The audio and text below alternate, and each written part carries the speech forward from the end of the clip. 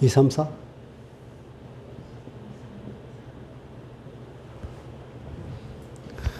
호세아서를 끝내고 나면 뭐를 할까요? 신약 성경이 신약 들어가니까 신약을 하시는. 신약 쪽에서 뭘 할까요?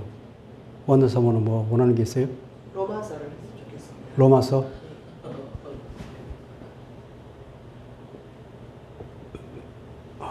로마서는 적은데 교리에 관한 것이 너무 많아서 별로 은혜가 안 될 텐데. 그래도 좋아요? 로마서를 제일 읽고 싶어요?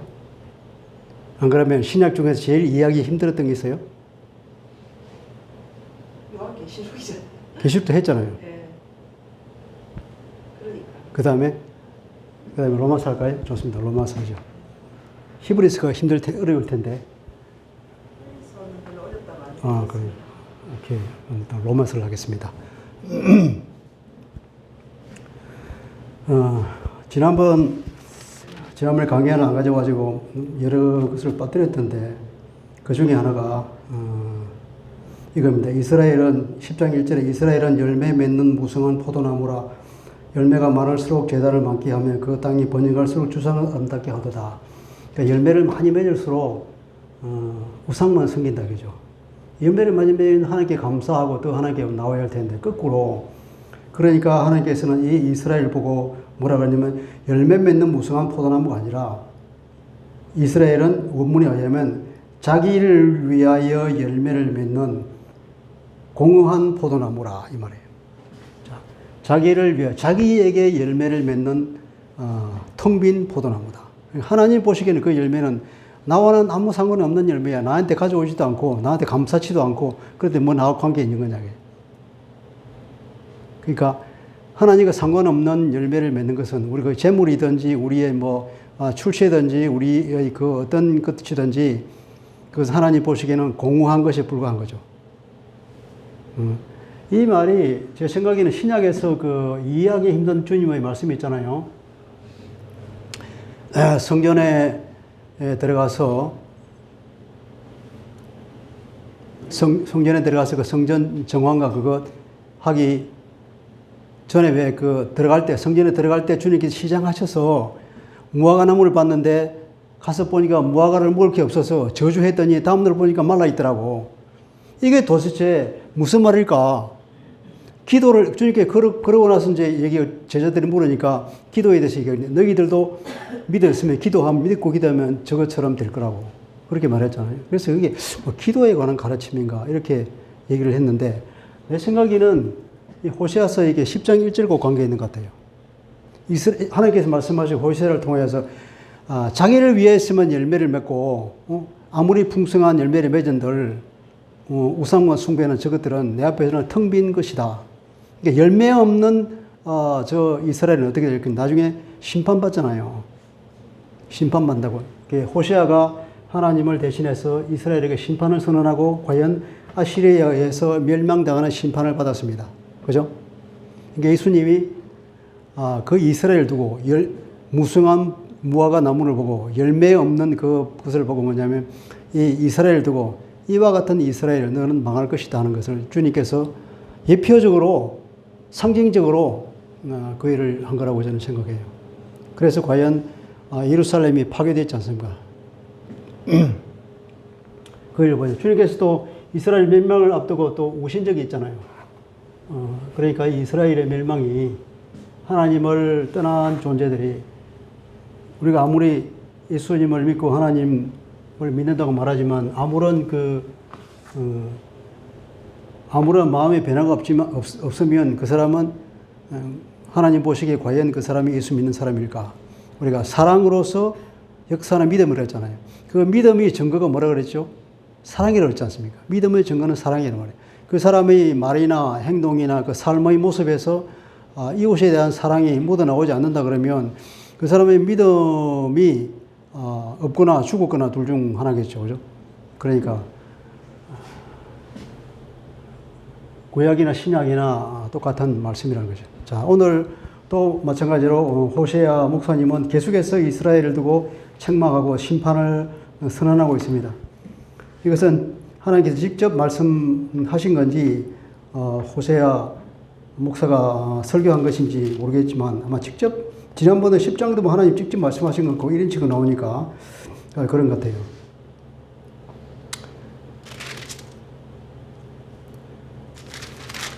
11장에 쭉 나오다가 드디어 마지막에 에브라임은 거짓으로 이스라엘 족속은 속임수로 나를 에워쌌고 유다는 하나님과 신실하고 거룩하신 자에게 대하여 정함이 없도다. 에브라임으로 대표되는 북이스라엘도 역시 거짓 투성이고 거짓과 속임수는 동일한 말이죠, 그죠? 그리고 남쪽 유다도 말하니까 신실하신 하나님, 신실하신 하나님에 비하면 유다도 정함이 없도다. 그러니까 방황하고 있다는 거죠. 믿음이 없이 하나님 앞에서 방황하고 있는 것이 불과하다. 이 사람들이 남유다의 믿음에 왔다 갔다 한다는 거죠. 우상 앞에서 넘어지고 하나님 앞에서 신실함을 보여주지 못하고 있다 하는 내용입니다.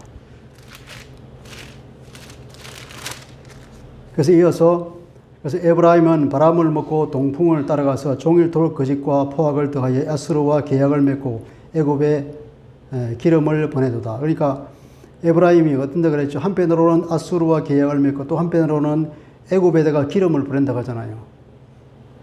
이게 이제 그 당시 그 사람들의 외교 전략을 두고 비판하는 내용이죠. 호세아 왕 때에 침범을 당했죠. 당해가지고 졌으니까 조공을 바쳐야 되는 상황이 됐습니다.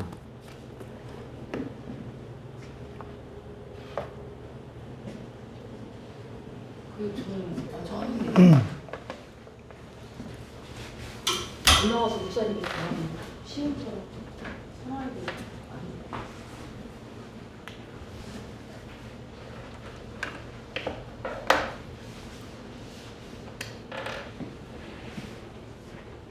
아수르에다 조공을 바치고 또 한편으로는 이제 이 애굽에다가 또 한 발 거는 거죠. 그러니까 양쪽에다가 여기도 뭐 도와줄 게 있는가 싶어서. 그런데 사실은 오히려 이것 때문에 아수르의 진노를 사서 더 그 침공을 당해서 그냥 바로 멸망당해 버렸잖아요. 호세아 왕 때문에 그랬거든. 사람의 생각으로 외교 전략이 인간적인 어떤 판단을 한다 할지라도 하나님 보시기에는 그것이 하나님께 의지하지 않고 그렇게 한다고 그러면 그 결과는 하나님이 용납하지 않는다는 것이죠. 그들에게 이제 심판의 그 징계를 임해서 드디어는 하나님을 알고 깨닫고 돌아오기까지 그렇게 하신다는 것입니다.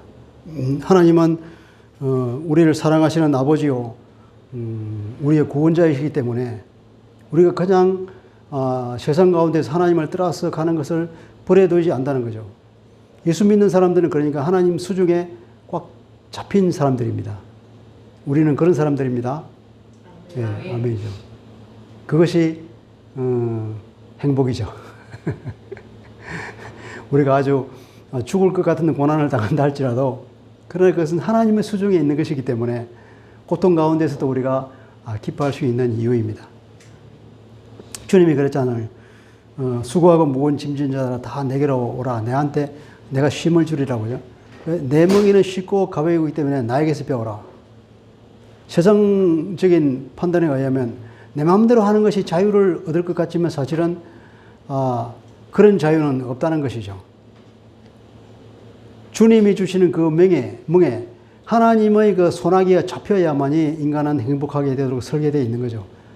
그런데도 불구하고 우리는 그 하나님의 수종으로부터 벗어나는 것이 진정한 자유를 줄 것 같지만 사실은 그 사단의 속임수에 불과한 거고,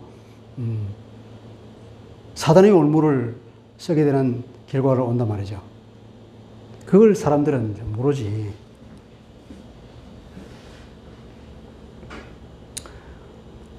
에브라임이 바람을 먹었다 그러잖아요.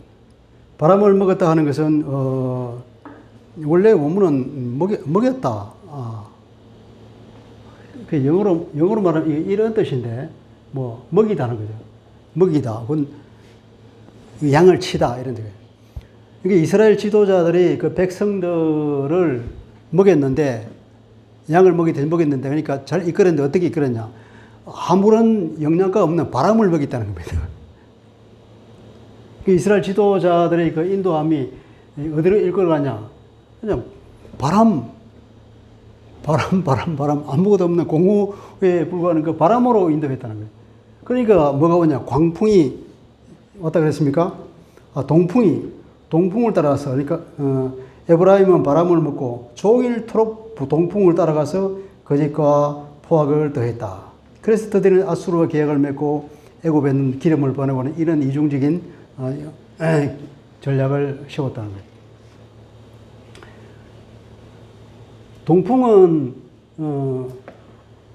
동풍이 그 사람들을 한 바람 이름이 있는데, 그게 시로코라는 바람입니다. 시로코. 그 사막에서 불어오는 이스라엘에게 이게 지중해고, 그죠? 지금 여기가 팔레스타인이잖아요. 이쪽은 사막이지 않습니까? 동풍이라는 게 여기서 불어오는 아주 뜨거운 사막 바람인 거지.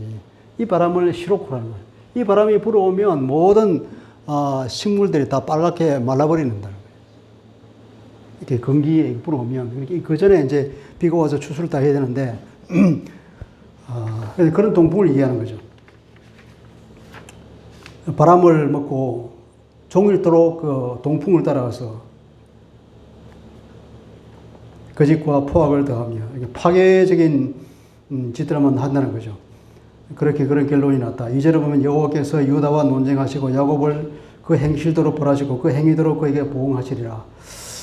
논쟁하시고 하는 것은 여기서는 이제 법정으로 소송을 걸며 이런 뜻입니다. 이제 하나님께서 당신의 법정 가운데에서 이스라엘을 불러놓고 그리고 이제 소송을 하는 겁니다. 고발을 하는 겁니다. 그 죄를.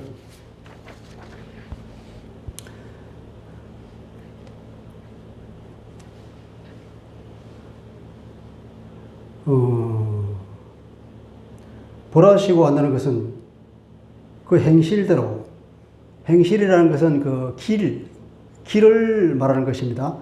그 사람, 그들이 걸어가는 길을 벌한다. 행실, 길과 행위. 둘 다 행실이라고, 행실 내지 행위로 번역했는데, 이게 다, 그래서, 그러면 쓸 필요가 없네. 길들, 그러니까 우리가 걸어가는 길이 우리 생활 습관인 거죠. 그죠? 우리가 생각하는 것, 말하는 것, 행동하는 것, 그런 것들을 이렇게 길로 표현했다고. 그래서 그들의 길들을 심판하고 또 그들의 실제 행위들을 그 길에 따른 행위들을 보응하신다. 하나님께서. 심판하신다는 거죠. 그리고는 이제 야곱의 예를 듭니다. 야곱은 그들에게, 그 사람들을 볼 때는 우리는 뭐 야곱이 생활하면, 야곱의 일생을 보면 태어날 때부터, 자기 형의 발꿈치를 잡고 나오고, 속이는 자고, 그래서 어찌 보면 조금, 나쁜 측면으로 생각할지 모르지만, 이스라엘 사람들은 그들의 족장이기도 하지만, 굉장히 하나님에 대한 믿음이 있었던 사람으로 본 거죠. 그래, 어떻게 보면, 야곱이 굉장히 야같잖아요. 그렇게 어떻게든지 그 술수를 써서 자기 형을 속이고, 2번이나 속이고, 그 장자권도 뺏고, 축복도 다 가로채고, 그런 사람이지만, 하나님은 처음부터 이제 야곱을 택한 사람이죠. 택한 사람일 뿐 아니라, 하나님께서는 야곱의 그런 것들을 이제 높이 평가하죠. 하나님을 위해서는, 하나님의 복을 받기 위해서는, 오직 하나님만 바라본 사람이잖아요. 야곱은. 그리고 돌베개를 두고 하나님께서 천사가 오르내리고 하는 걸 보니까 거기서도 하나님께 예배를 드리고 자기가 하나님을 따르겠다고 그 얘기도 하고 그리고 가서도 하나님의 인도를 받았고 돌아올 때도 역시 또 야복 강가에서 기도할 때에 누구로부터 이 사람은 도움을 받냐. 하나님 아니면 안 된다는 것을 야곱은 아는 거죠. 그래서 그 천사와 씨름해서 하나님인 줄 알고 나한테 복을 안 주면 못 가게 하겠다고. 자기가 이 환도뼈를 맞아서 절뚝거릴 때까지 울면서 기도했다고 얘기는 그렇게 표현하고 있는 거죠. 그러니까 너희 조상들은 뭐더냐? 야곱이 너희 조상 아니냐? 우리 조상은 그렇게 하나님을 온전히 추구했는데 왜 이 시대에 우리는 이렇게 됐을까? 그렇게 하나님께서 그들을 책망하는 겁니다. 자, 야곱은 모태에서 그 형의 발뒤꿈치를 잡았고 또 힘으로 하나님과 기르고 이겼다는 겁니다. 천사와 기르고 이기고 울며 그에게 간구하였고 하나님은 베델에서 그를 만나셨고 거기서 우리에게 말씀하셨다. 이제 천사와 기르고 이기고 울며 그에게 간구하였다. 이것은 야복강가 기도를 얘기하는 것이고 하나님은 베델에서 그를 만나셨고 거기에서 우리에게 말씀하셨다. 베델에서 만난 것은 그런 거 있죠. 돌아와가지고 그 세겜에서 디나 사건이 있죠, 그죠? 그리고 이제 그 디나 사건으로 인해서 그 지방 사람들한테 그걸 해코지를 당할까 봐서 이제 야곱이 다시 떠나잖아요. 떠날 때에 이제 그렇게 하는 거죠. 우리가 모든 우상을 버리라. 그리고 그 우상을 다 꺼내가지고 그 나무 밑에 묻고 다시금 베델 올라왔잖아요. 베델 올라와서 제사를 드리고 다시 하나님께서 나타나셔서 야곱에게 복을 내려줬던 그 창세기 35장인가요? 그 내용을 얘기하고 있는 겁니다. 이건. 거기서 우리에게 말씀하셨다니까. 야곱에게 말씀하신 하나님은 곧 야곱의 허리 속에 있는 야곱의 후손들인 이스라엘은 우리에게도 말씀하셨다는 겁니다.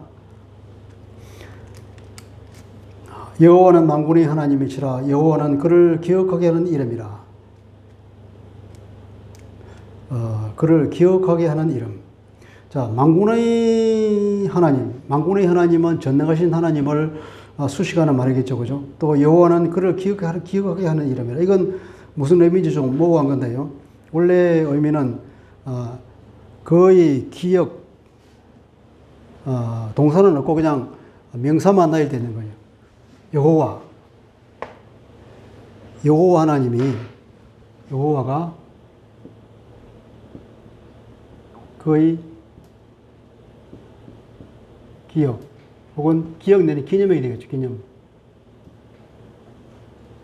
여호와 그의 기억. 이렇게 하면 되겠다. 이걸 뭐로 어떻게 무슨 뜻으로 이해할까요?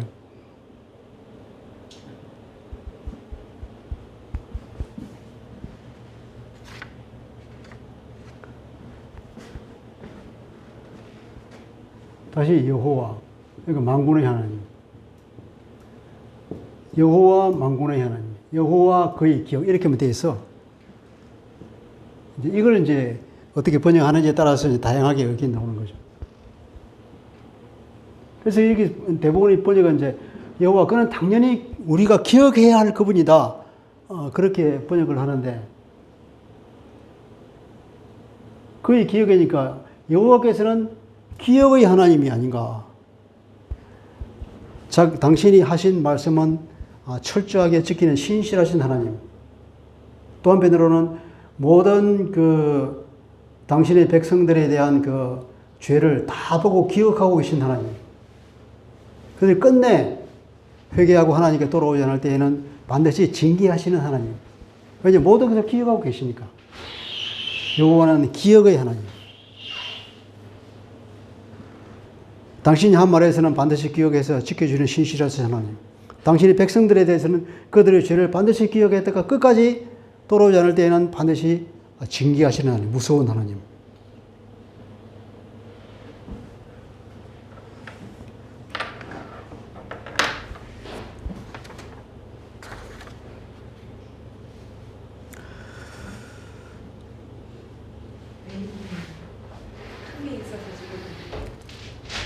그래서 그런즉 너희 하나님께로 돌아와서 인애와 정의를 지키며 항상 너희 하나님을 바라라.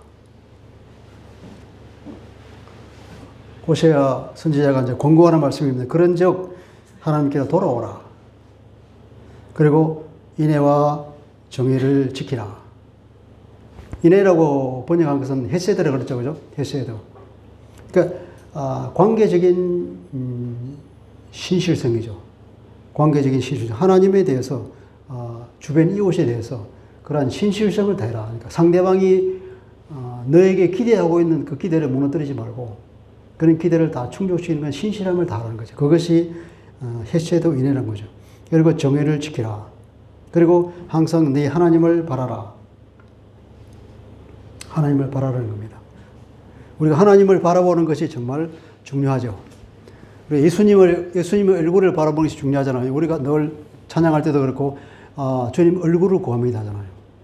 그 얼굴을 구합니다 하는 것은 결국 우리가 그 하나님의 영광을 바라보고 그것에 대해서 우리가 소망을 가진다는 거지. 우리가 거기에 가고자 하는 강렬한 소망이 있다는 거 아닙니까? 그러면 우리가 하나님의 말씀 가운데 산다는 것이고 우리가 주님 안에 있고 싶은 그런 마음을 또 성령께서 우리 속에 있고 모시고 살고자 하는 그런 간절한 마음 그걸 다 담고 있는 거죠.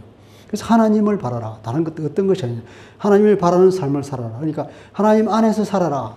바울이 말하기를 이제는 나는 그리스도 안에서 십자가에서 못 박혀 죽었고 이제는 내 안에 예수 그리스도께서 사신다. 신약의 우리들은 성령이 우리 안에 사시기 때문에 우리가 그 예수 그리스도를 바라보는 것은 바로 그런 말 하나님을 바라는 것이죠. 그 어떤 것을 바라는 것이 아니라 하나님의 사랑을 바라고 하나님 안에서 살고 하나님의 말씀 가운데 살고자 하는 그런 하나님에 대한 신실한 마음. 그래서 그것이 우리 안에 있어야 된다는 거예요. 그것이 하나님 앞에서 인정받는 삶이라는 것입니다. 7절에 보면 그러나 이 이스라엘 사람은 그런 상인이라 손에 거짓 저울을 가지고 속이기를 좋아하는도다. 근데 그러한 삶, 그런 인애와 정의를 지키는 것이 아니라 속임수가 난무하는 사회가 됐다는 거죠. 저울을 가지고 속이기를 좋아하고 또 에브라임이 말하기를 나는 실로 부자라. 내가 재물을 얻었는데 내가 수고하는 것 중에서 죄가 있나 불의가 있나 그 누구도 찾지 못할 것이다 이렇게 말합니다. 그런데 하나님께서는 네가 애굽 땅에 있을 때부터 나는 내 하나님 여호와다. 그러니까 너희 모든 것을 다 알고 있다는 거 아닙니까? 이스라엘은 하나님은 모든 것을 알고 너희 모든 불의와 그 속이는 것을 다 알고 있는데도 불구하고 이스라엘은 그것을 자각하지 못한다는 거 아닙니까? 그러니까 우리가 살고 있는 이 사회를 사람은 뛰어넘지 못하는 거죠. 내가 이 사회 속에 살고 있으면 태어날 때부터 이 사회 속에 있으니까 그것이 당연한 건 줄 생각한단 말이죠. 아무리 불의가 뭐 또 거짓이 이렇게 난무하더라도 그것이 당연한 것으로 생각한다는 거예요. 그래서 내가 잘못을 하고 있는지 그것을 깨닫지 못하는 상황 가운데 놓여졌다는 거 아닙니까? 그런데 우리가 이 사회 속에 살고 있으면서 우리가 무엇을 비추어야 되느냐. 하나님 말씀에 비추어 볼 때에 이 사회가 얼마나 불의한가, 우리가 얼마나 잘못된 길을 가고 있는가를 이제 찾아낼 수가 있죠. 그냥 이 사회 속에 살면 모르는 거예요. 그것이 너무나 당연하고 일상적이니까 당연하게 생각하는 경향이 있죠. 그렇지 않습니까? 그런데 하나님께서는 그것이 네가 애굽 땅에 있을 때부터 나는 네 하나님이다. 너희 모든 것을 알고 있다는 겁니다. 그래서 심판하기를 내가 너로 다시 장막에 거주하게 하기를 명절날에 하던 것 같이 하리라. 명절날에 한다고 하는 것은 초막절 있잖아요. 이스라엘 사람들이 광야에 살던 것을 기념하고 그 하나님의 출애굽을 감사하는 의미에서 초막절 때에 그 바깥에다 텐트를 지고 자기 집이 아닌 그런 초막에서 사는 생활을 하지 않습니까? 경험을. 그러니까 그때처럼 해준다는 거죠. 다시 초막에서 살도록 내쫓아버린다는 거 아닙니까? 이방 땅에서 집 없는 수름을 가지고 사는 그런 심판을 당할 것이라는 하나님의 심판의 선언입니다. 그리고 그런 하나님께서 이스라엘 사람들에게 입 닫고 계셨느냐? 아니라는 겁니다. 누차 여러 번 계속해서 하나님께서 말을 하고 공고하고 책망했다는 거죠. 내가 여러 선지자에게 말하였고 이상을 많이 보였고 선지자를 통하여 비유를 베풀었다. 그런데도 그러했는데도 불구하고 이스라엘 사회가 이렇게 타락했다는 것입니다. 길르앗이 불의하냐?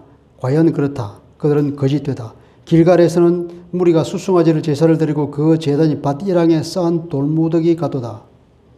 길갈, 그 거룩한 곳 길갈이 우상 숭배로 점철돼서 정말 더러워서 가지 못할 곳이 됐다고 그러죠. 길갈로 올라가지 마라. 벳 아웬으로 올라가지 마라 그러잖아요. 앞에 보니까. 너무나 곳곳에 돌무더기를 쌓았다. 여기도 쌓고 여기도 쌓고 여기도 쌓고 해놓으니까 전부 뭐 보이는 것이 전부 저 우상 숭배하던 자리로 그냥 우리가 왜 바닷가나 이런 그 강가에 가보면 그 바위 속에 가보면 구석구석에 왜 저기 무당들이 굿된 흔적이 있잖아요. 마치 그런 것 같아. 곳곳에 돌무더기다. 곳곳이 돌무더기 거기다가 다 우상 숭배를 했다는 거죠. 그러니까 왜 밭을 갈면은 그 돌을 치우잖아요. 밭을 이렇게 갈다 보면은 돌이 있으면 돌을 한 곳에 쌓아놨지. 그래야 이쪽에 곡식을 그러니까 밭을 보면은 그 자갈밭에 밭을 읽으면은 구석구석에 돌무더기 있지. 그것처럼 그렇단 말이에요. 그렇게.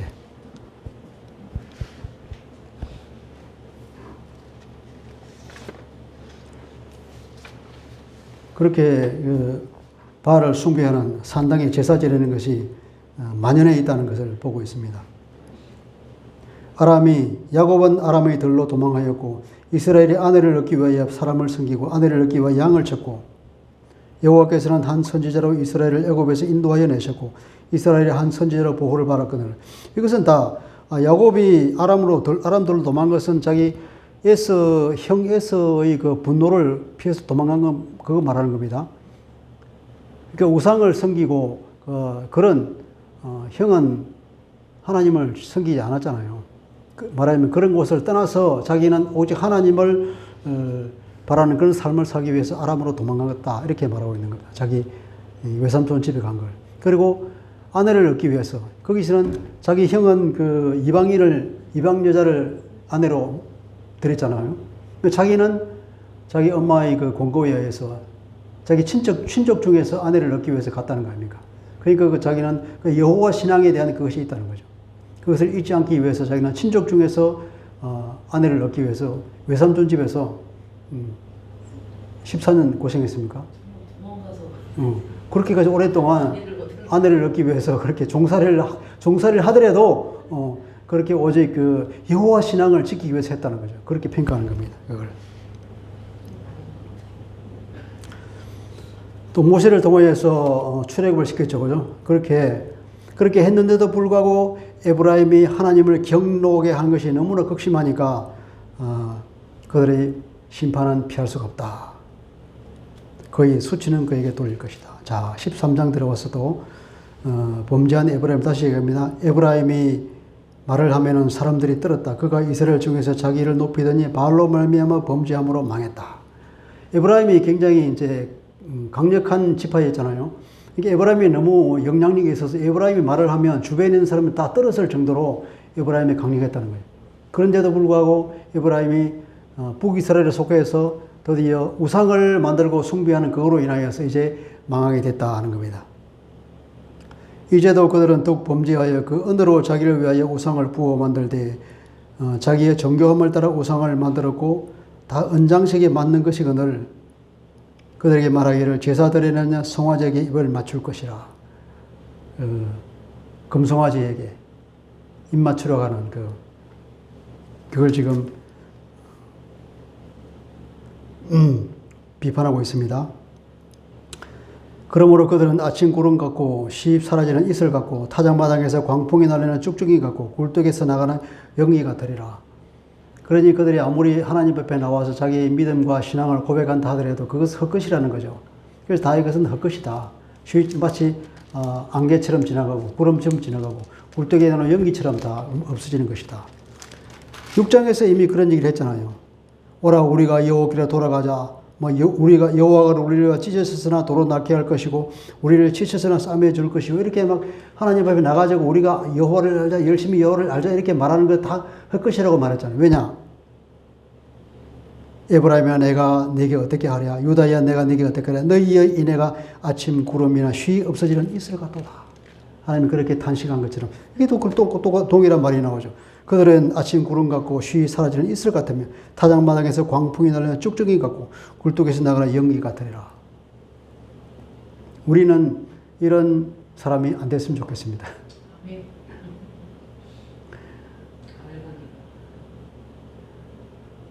우리가 회개한다고 그런 하나님의 말씀 가운데 사놓고 이렇게 다짐하고 나서도 돌아서면 또 우리가 동일한 그런 잘못이 빠지고 그런 경우를 우리 자신이 또 많이 보지 않습니까?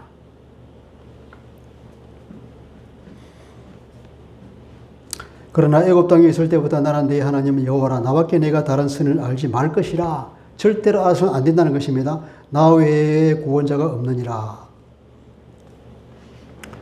12장 9절에도 그렇게 말했죠. 네가 애굽 땅에 있을 때부터 나는 내 하나님 여호와였다. 절대로 다른 신을 알면 안 된다는 겁니다. 내가 광야 마란 땅에서 너를 알았거늘 그들이 먹여준 대로 배가 불렀고 먹이준 대로 배가 불렀고 내가 먹이를 주니까 이제 배가 불렀어. 배가 부르니까 어떻게 됐다고요? 그들이 마음에 교만하여 나를 잊었느니라.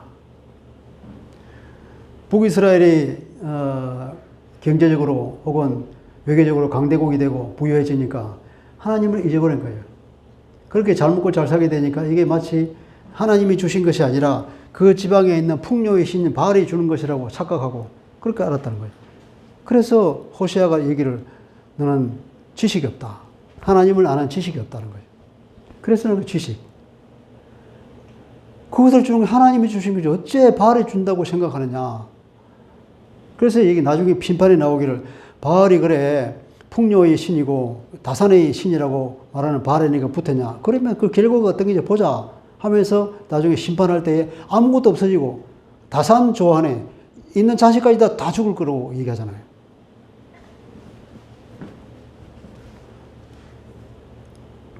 그런 겁니다. 그래서 다시금 하나님께서 말씀합니다. 5장에 말했던 그 내용. 그러므로 내가 그들에게 사자 같고 길가에 기다리는 표범 같으리라. 이제 무서운 심판자로 그들에게 다가간다는 것입니다. 9절에 보면 다시 이스라엘 네가 패망하였다. 왜냐하면 이는 너를 도와주는 나를 대적하기 때문이다. 하나님을 대적해서 살아날 존재가 누구 있습니까? 전에 내가 이르기를 내게 왕과 지도자들을 주소서 하였느니라. 네 모든 성읍에서 너를 구원할 자 곧 네 왕이 이제 어디 있으며 내 재판장들이 어디 있느냐. 이스라엘의 왕이 누구예요? 하나님이 왕이지 않습니까? 우리가 하나님을 왕으로 목지고 쌓아야 되는데 우리가 하나님이 왕이 아니라 다른 것을 왕으로 삼고 사니까 하나님께서 이제 서운해 하시는 거죠. 그들은 그렇게 왕이 내가 버젓이 있는데도 불구하고 왕을 달라고 그렇게 말하니까 내가 왕을 줬어. 그래, 내 왕을 줬는데 그 너희 왕이 어디 있는지 찾아봐라. 너를 구원할 왕이 어디 있냐. 이 말이에요. 또 심판당할 때에 아시리아가 침범해 먹을 때 그 왕이 과연 살아있겠냐는 거죠. 내 재판기는 다 어디 있냐. 다 부패하고 타락해서 그들에게 아무런 도움도 안 되고. 그래서 11절에 보면 내가 분노함으로 내게 왕을 주고 진노함으로 피하였구나. 그 왕을 준 것이 하나님께서 기뻐해서 주는 것이 아니라 하나님께서 마지못해서 들어주긴 했는데 그 왕들은 다 하나님의 진노를 사서 피해버렸다는 것이죠. 왕이 죽는 얘기 앞에 나왔잖아요. 왕이 다 신받아서 없어진 거예요. 12절 에브라임의 불의가 봉함되었고 그 죄가 저장되었다. 그 죄가 저장되었다. 하나님 앞에서는 그 기억이 사라지지 않죠. 다 우리 보면 컴퓨터를 보면은 그 데이터를 다 넣으면 우리가 저장하잖아요. 저장하고 나면 거기 딱 봉함되어 있는 거야. 없어지지 않아. 이스라엘의 그 모든 죄와 그 악한 행동들은 하나님 앞에서 다 기억되어 있어. 하나님 앞에 책이 펴져 있다고 그랬잖아요. 생명책이 있고 또 보니까 다른 책이 있다고, 책들이 있다고 그랬는데 아무게 행위책일 것 같아요. 하나님은 무슨 책이 필요하겠어요. 상징적으로 말하는 거죠. 구원할 자를 하나님께 다 알고 계시고 생명책에 또 모든 행위, 처벌할 사람들의 행위가 기록되어 있는 것, 그 증거들이 하나님의 기억 속에 다 있다는 것 아닙니까? 해산하는 여인의 어려움이 그에게 임하리라. 그는 지혜 없는 자식이로다. 해산할 때가 되어도 그가 나오지 못하느니라. 해산할 때가 되면 애가 쑥 나와야 되는데 안 나오면 어떻게 됩니까? 산모도 죽고 애도 죽잖아요. 그 이스라엘이 지금 심판의 때가 다가오고 있는데 빨리 회개해서 하는 게 돌아와서 뭔가 이게 살 길을 찾아야 되는데 그것을 모르고 계속해서 무지 가운데 있다는 겁니다. 그것이 뭡니까? 지혜 없는 나이죠. 그죠?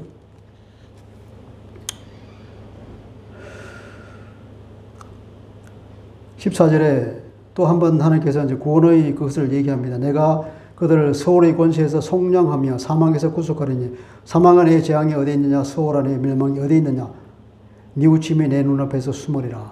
이건 바울이 그 인용했던 구절이죠. 그죠? 고린도전서 15장에서 그 부활장에서 말하지 않습니까? 우리가 부활하면은 생명을 다시 얻을 거라고 보죠. 사망에서 구속. 사망아 내 재앙이 어디 있냐? 서울아 내 멸망이 어디 있느냐? 이거 그들을 반드시 구원할 것이다. 그 구원하고자 하는 나의 마음은 뉘우침이 내 앞에서 숨으리라. 절대 변경이 없다. 하나님의 그 계획, 구원의 계획은 반드시 이루어진다는 거죠. 그게 다시 한번 말씀을 하고, 그러면서 또 그럼에도 불구하고 그가 비록 형제 중에서 결실하나 동풍이 오르니, 또 동풍이 나왔죠, 그죠? 여기서의 동풍은 뭘까요? 여기서 동풍은 이제 아시리아를 말하겠죠, 그죠? 이제 동풍이 불어와서 그들을 다 없애버린다는 거죠. 근원이 마르고 샘이 마르고 쌓아둔 바 모든 보배의 그릇이 약탈될 것이다. 사마리아가 그 하나님을 배반하였으므로 형벌을 당하여 칼에 엎드릴 것이요.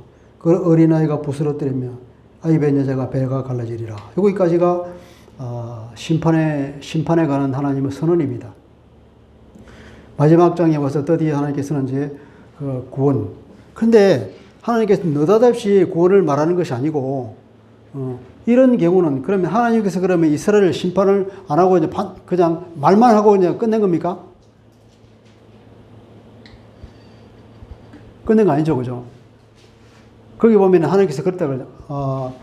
그 5장에도 보면 마치 사자처럼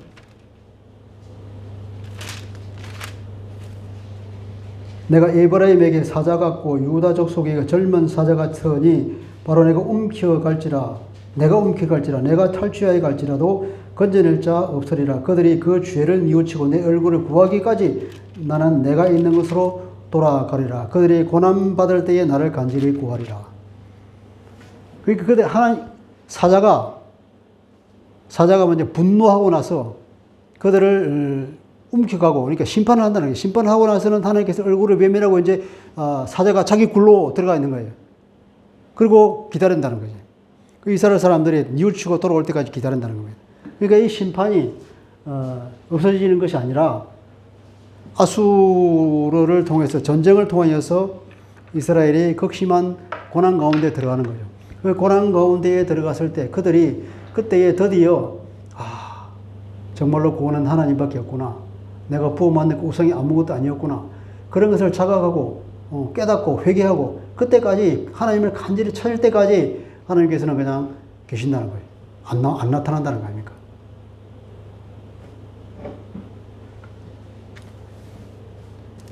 그것이 하나님의 사랑입니다.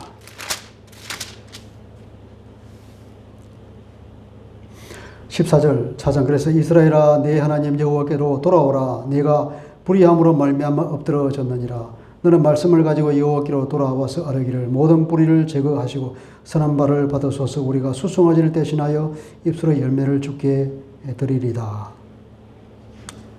보니까 돌아올 때 어떻게 돌아가냐? 말씀을 가지고 돌아와라 이 말이죠.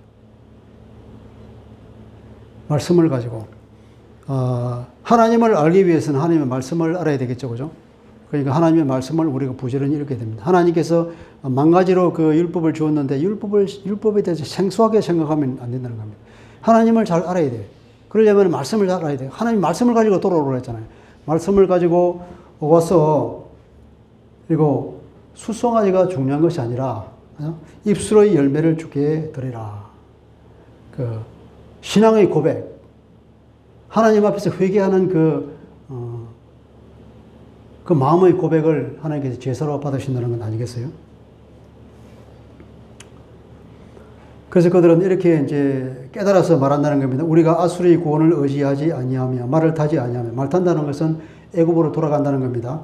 다시는 우리 손으로 만든 것을 향하여 너희는 우리 신이라 하지 아니하오리니 왜냐 고아가 주로 말미암아 긍휼을 얻음이니이다. 할지니다는 없는 건데 사족으로 따라놨네요.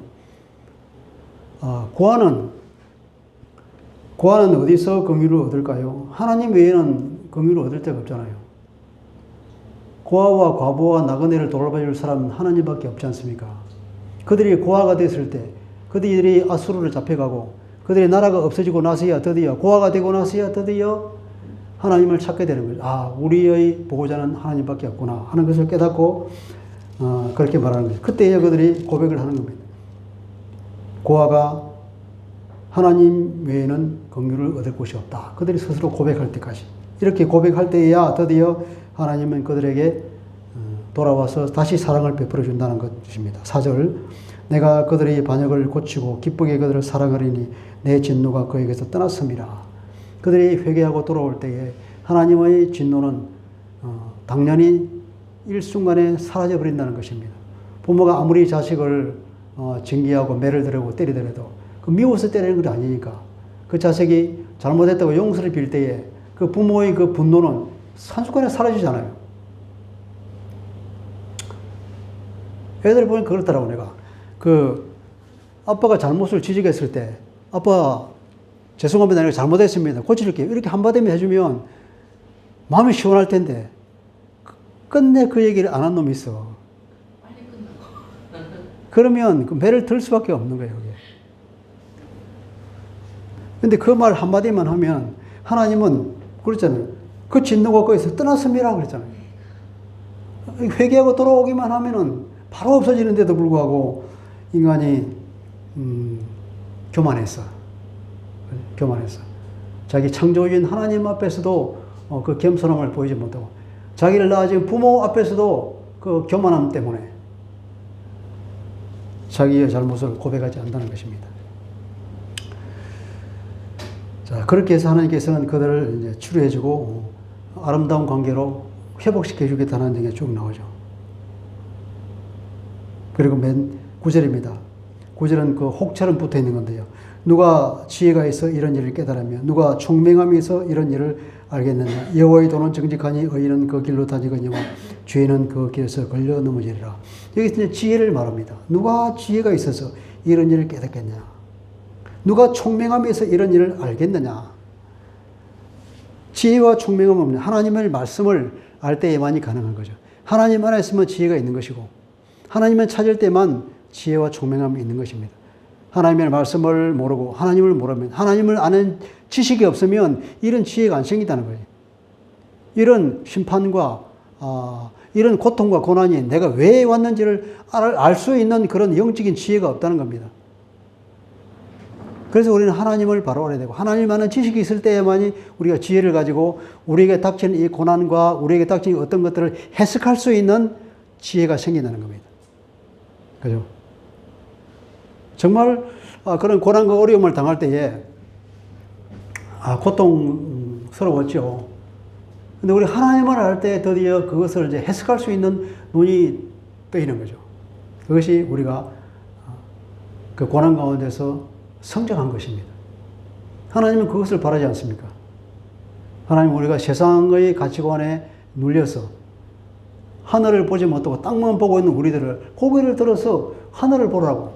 세상에 있는 걸 그거 아무것도 아닌 그 허접한 것들에 우리가 집착하지 않도록 더 영광스럽고 인간이 감히 생각하지 못하는 그 영광스러운 하나님의 자리에 우리를 올라오고 고개를 들으라고 깨달으라고 그런 고난을 줄 때에 우리가 하늘을 볼 때 드디어 어떻게 됩니까?